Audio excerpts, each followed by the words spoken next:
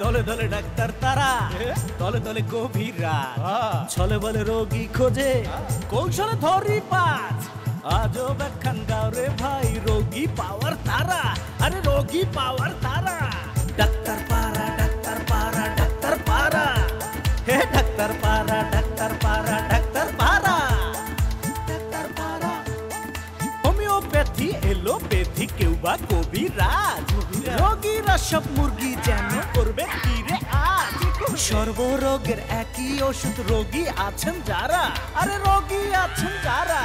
Doctor পাড়া, doctor পাড়া, doctor পাড়া, হে ডাক্তার পাড়া, ডাক্তার পাড়া, ডাক্তার পাড়া, ডাক্তার পাড়া। স্বার্থের জন্য করতে পারে সবকিছু যে তারা, সবকিছু যে তারা।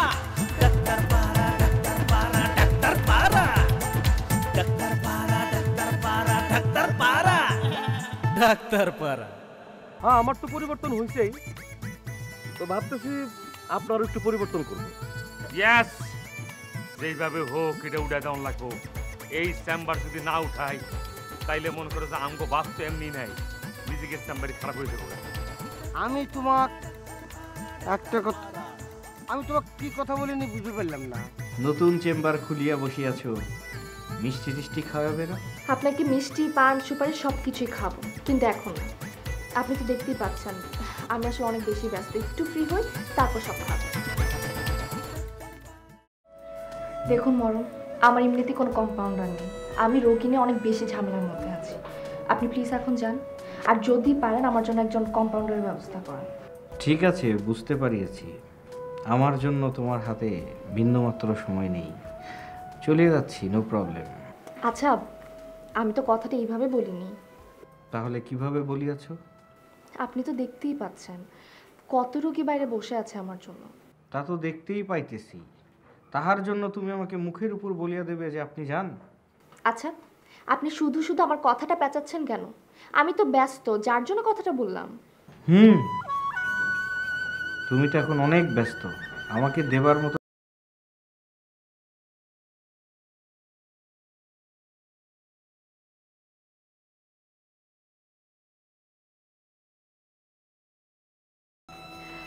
আচ্ছা ঠিক আছে, সপ্তাহে একদিন আমি আপনাকে সময় দেব, আপনার হাত ধরে পুরো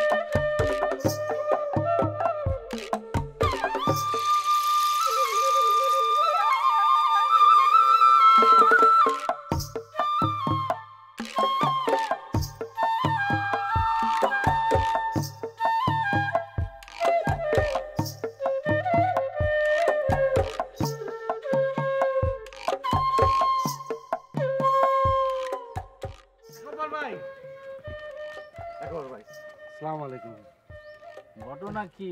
আমি তো আপনার এমনি যাইতেছিলাম। আজকে সূর্যটা কোন দিক দিয়ে উঠছে? হায় আল্লাহ, এটা তুমি কি শুনাইলা? কালাম মিয়া, তুমি হঠাৎ করে আমারে আপনি ডাকতেছো, ভাই বলতেছো, ঘটনাটা কি? না কিছুই না, আমি এখন থেকে সিদ্ধান্ত নিছি আপনার আমি বড় ভাই হিসাবে ডাকুম। কালাম মিয়া, ঘটনাটা কি আমারে পরিষ্কার করো তো। আসল কথার তো এইটা না, এইটার ভিতরে আরো আসল কথা আছে। সেই আসল কথাটা আমাকে দয়া করে একটু খুইলা বলো। না না, আপনার বড় ছেলে এখন বাড়িতে আইছে, আমার মনটা একেবারে বইরা গেছে। কি মোতাহার কি হয়ে গেল। সালা কি কইরো না, যেটা ভিতরে গোপন করে রাখতেছো বলতেছো না, সেটা বলো। আমি কিন্তু বুঝতে পারতেছি। ভাই আপনি তো আসল কথাটা জানেন, মোতাহারের লগে সেলিনার একটা সম্পর্ক ছিল। সেলিনার হলে বিয়ে হয়ে গেছে গা। সেলিনার জামাই আমার বাড়িতে থাকে। মোতাহার যদি সেলিনার সম্পর্কটা ওই জামাইরে কয়ে দেয়, তাহলে মায়ের সংসারটা নষ্ট হয়ে যাব। আপনি একটু না করার জন্য কয়ে দিবেন মোতাহারে। বুঝতে পারছি এখন। তুমি এত ইনে বিনে এত সম্মান দিয়া কথা কেন বলতেছো? শোনো কালাম মিয়া, আমারে আল্লাহর হস্তে মাফ করে দাও। এই ব্যাপারে আমি কিছু করতে পারবো না, কারণ আমি তার সাথে কোনো কথা বলি না, নয় কান্না। একেবারে ভাই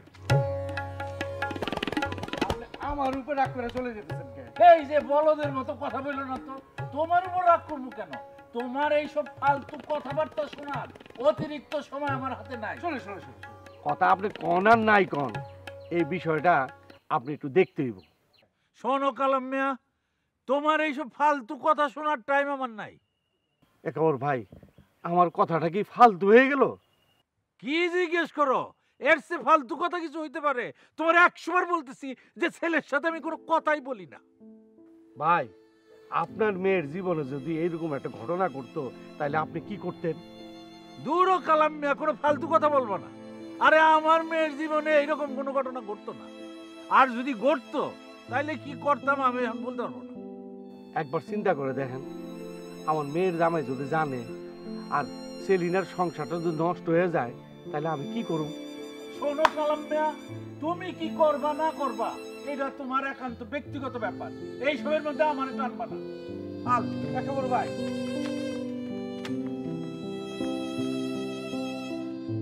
শুধু শুধু সম্মান দিয়া কথা কইলাম। আধারে গেছে, আধারে গেলে একটা কিছু হইব, একটা বুদ্ধি পরামর্শ দিব না, আমিও যাই।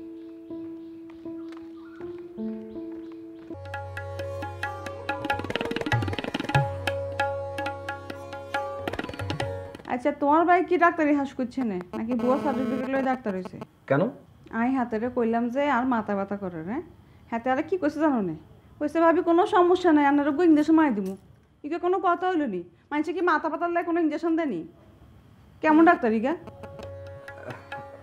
মানে না না, আসলে ইঞ্জেকশন মাথা ব্যথার জন্য দেয় অনেক সময়। এটা ভালো ডাক্তার হলে সেটা করে। আর আমার ভাই তো খুব ভালো ডাক্তার, খুব নাম কামদার। ইঞ্জেকশনের জন্য সে স্পেশালিস্ট। সে যখন ইঞ্জেকশন দেয় একটু ব্যথা লাগে না। হাসানি? হ্যাঁ, আমি নিজে নিয়ে দেখছি। হ্যাঁ, তাহলে আজকে আইয়া কেন লমু? সামুয়া ব্যথা লাগে কি? না না না না, তোমার ইঞ্জেকশন দেওয়ার দরকার নাই। আমি তোমার জন্য যে বাইরে যাইতেছি ওষুধ এনে দেবো। কিলে তুই না কইলে ইঞ্জেকশন দিলে ব্যথা লাগবে না? আমি দিমু। না না, আসলে হচ্ছে কি, মানে ইঞ্জেকশন দিলে তো ব্যথা লাগবেই। আর কখনো কখনো এমন হতে পারে হাত ফুলে যেতে পারে, তখন তুমি নিজের হাত নিজে চিনবে না। হ্যাঁ, তার মানে তার কথা সত্যি হয়েছে? তোমার ভাই তো ভুয়া সার্টিফিকেট লয়ে ডাক্তার হয়েছে। আরে কি বলতেছ? আচ্ছা বাদ দাও তো সব কথা, ওরে নিয়ে আমরা কেন কথা বলতেছি? ও আসল ডাক্তারই হোক আর ভুয়া ডাক্তারই হোক, আমাদের কি? আমরা কি ওর কাছে চিকিৎসা নিব? চুপ করো, কথা কইবা না একদম। তুই যে কে বন্ড, তোমার ভাইও বন্ড। না জানি তোমার আব্বা কি রকম। খবরদার খবরদার, আমার আব্বার নিয়ে কোনো কথা বলবো না, একদম না। আমার আব্বা অনেক আব্বার সাথে ভালো, আসলে ভালো মানুষ সে। ঠিক আছে, তোমাকে দুইবারে দেখলে বোঝা যায় তোমার আব্বা কত ভালো মানুষ। এত কিছু চিন্তা তোমার করার দরকার নেই। হাসা কথা কইলে হাজি সাহেবের মুখ খারাপ, এত কিছু চিন্তা করার দরকার নেই। আরে দলে দলে ডাক্তার তারা, দলে দলে গভীরা। আরে দলে দলে ডাক্তার তারা, দলে দলে গভীরা। আমার ভালো লাগে। আমি এটা ভাই না ভাই, এই ফেটা ফেলে চলবে না, আমাদের একটা অ্যাকশনে যাইতেই হইবে। ওই ইশাক মামাকে তো বাড়িতে পাইলাম না, তাকে একটা যদি একটা ফোন করিয়া কিছু বলেন ভাই, তাইলে কিছু যদি হয়।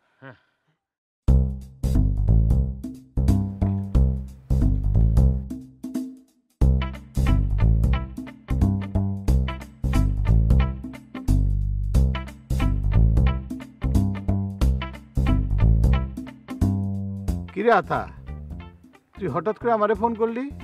ফোন না করে তো আর থাকতে পারলাম না কাকা। আপনি যা শুরু করছেন বুঝছেন, 2 দিন পর আমার ডাক্তারি সাইডা রাস্তায় ঘুরে ঘুরে মনে করে যে ভিক্ষা করে খাওয়ান লাগবো।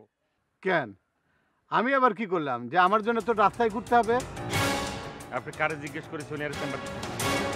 সে একজন ডাক্তার, তার জন্য তো আমি চেম্বার খুলে দিতে পারি, তার জন্য আবার কাউকে জিজ্ঞেস করতে হবে? এই আমারে জিজ্ঞেস করতে হবে, কারণ আমি তো ডাক্তার সমিতির সেক্রেটারি। এই, আমি তো বাজার কমিটির সভাপতির কাছে অনুমতি নিয়েছি, তোর কাছ থেকে যে অনুমতি নিতে হবে সেটা তো আমি জানি না। জাস্ট লিসেন চাচা, কাকা, সরি, আপনি আমার এই কথাটা পরিষ্কার শুনে রাখেন। আমরা ডাক্তার সমিতি থেকে একটা ডিসিশন অলরেডি লয়ে নিয়েছি। এখন থেকে এই মুহূর্তে থেকে আমরা না হলে আরো 2-3 বছর কোনো নতুন ডাক্তারকে আমরা এখানে চেম্বার করার জন্য পারমিশন দেব না। এটা এটা এটা এটা আমাদের সমিতির সিদ্ধান্ত। এখন অবিলম্বে আপনি যদি আপনার এই সোনিয়ার চেম্বার উড়ে মুড়ে না লয়ে যান, তাহলে কিন্তু আমরা আইনের আশ্রয় নিতে বাধ্য হব, অর্থাৎ আমরা অ্যাকশনে চলে যাব। অসম্ভব, চেম্বার যখন একবার খুলছি এটা আর বন্ধ করা যাবে না। তার মানে কি আপনি চেম্বারটা বন্ধ করবেন না? অবশ্যই না। ঠিক আছে, আমিও দেখবো আপনি চেম্বারটা কিভাবে চালান। শোন আশা, পোলাপানের মতো কথা কবি না। ও, তুই চেম্বার বন্ধ করে দিবি আর আমি বসে বসে সিনেমা দেখবি, তাই না? ঠিক আছে, তাহলে পরে আমরাও দেখবো কিভাবে আপনার চেম্বারটা চালান। আমার ক্ষমতা থাকলে যে কোনো সময় আপনার চেম্বারে উঠামু, আপনার ক্ষমতা থাকলে আপনি বয়ে থাকবেন। এটা হচ্ছে শেষ কথা। ঠিক আছে, তুই যা পারিস তাই দেখে নিস, যা।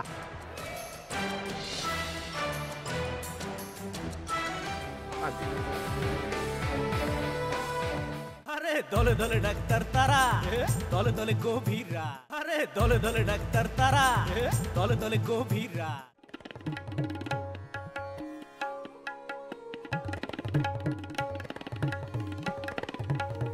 সেলিনা, সেলিনা, আয় সেলিনা। জামাই বাবুজি, সেলিনা তো বাড়িতে নাই। বাড়িতে নেই মানে? কোনে গেছে?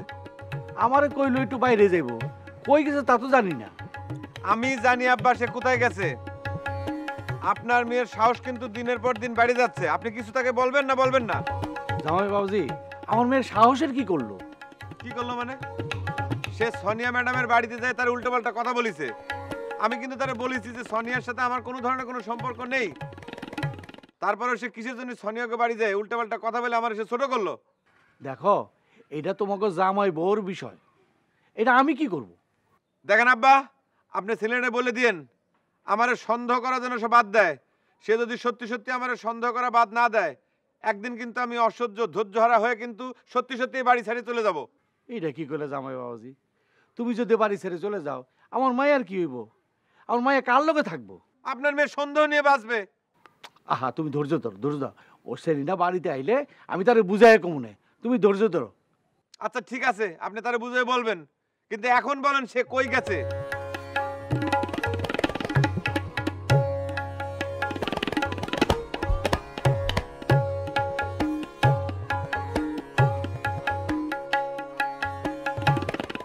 কিরে, তুই সেই কখন থেকে বসে আছিস? হ্যাঁ, কি বলবি, বললি না তো? হচ্ছে কি চাচা, চাচা আপনি তো অনেক প্রতিভাবান। এই যে আগে কত নাচ গান অভিনয় করতেন, এখন কি জন্য করতেছেন না কোন তো? আরে আমার কি আর সেই বয়স আছে রে? কি করছেন ইসাক চাচা, আপনি এটা কোনো কথা বলেন? অভিনেতার তো মনে করেন কোনো বয়স নেই, মনে করেন যে মৃত্যুর আগ পর্যন্ত অভিনয় করে যেতে পারে যদি শরীরটা সুস্থ থাকে। এটা ঠিক বলেছিস, কিন্তু এটা হচ্ছে প্রফেশনাল অভিনেতাদের জন্য, আমার জন্য নয়। চাচা আপনি যে এই যে ছোটবেলায় যে যাত্রার অভিনয় করতেন, কি দরাজ গলা, কিরাম ডায়লগ দিতেন, সেই অভিনয় দেখে তো আমি অনুপ্রাণিত হয়েছি, এই যে এই লাইনে চলে আইছি। তুই কেমন অভিনয় করিস সেটা তো আজ পর্যন্ত দেখলাম না। চাচা এবার দেখবেন, এবার দেখবেন, এবার আমি মনে করেন গামছা কোমরে বাইধে নামিয়ে পড়ছি। শোন, তোকে একটা কথা বলি, যদি অভিনয়টা করিস তাহলে অভিনয়টার পিছনে লেগে থাক, আর যদি না পারিস তাহলে এটা ছেড়ে দে। এ লাইনে কিন্তু তুই কিচ্ছু করতে পারবি না যদি এইভাবে থাকিস। না না চাচা, আমি খুব ভালো অভিনয় করতে পারি। আপনি যদি দেখেন তাহলে পরে বুঝতে পারবেন আমি কিরাম অভিনয় করি, সেরাম অভিনয় করি। আমি আসছিলাম চাচা আপনার কাছে একটা প্রস্তাব নিয়ে। কিসের প্রস্তাব? চাচা আমি ডিসিশন নিয়েছি যে একটা শর্ট ফিল্ম বানাবো, সেটা আপনাকে নিয়ে বানাতে চাই, আপনি যদি রাজি থাকেন। আরে দলে দলে ডাক্তার তারা, দলে দলে আরে দূর কিসের সম্পর্ক? ও হচ্ছে আমার দুই চোখের বিষ। ওকে দেখলে আমার মাথা চান্দি গরম হয়ে যায়। ওকে আমি ঘৃণা করি মা। তার ছেলের পেছনে, ওই ইঁদুরের পেছনে আমরা নাকি আমাদের মেয়েকে লেলিয়ে দিয়েছি। আমাদের মেয়ে নাকি ওই ছেলের জন্য পাগল। আমাকে সে বিয়ে করার প্রস্তাব দেয়। এই মেয়ে, তোমার লজ্জা শরম নেই? বিয়ের প্রস্তাব দেবে ছেলেরা, তুমি দিতে কিছু তো নিয়ে। তারে নিয়ে হাসি ঠাট্টা তামাশা করে খেলাধুলা করতে করতে তোমার সময় পার হয়ে যেত। আবার এই যে আমার সাথে ঝগড়াঝাটি টুকটাক যে বাদে, তারপর সবসময় তুমি আমার সন্দেহ করো, এসব কিছু বন্ধ হয়ে যেত।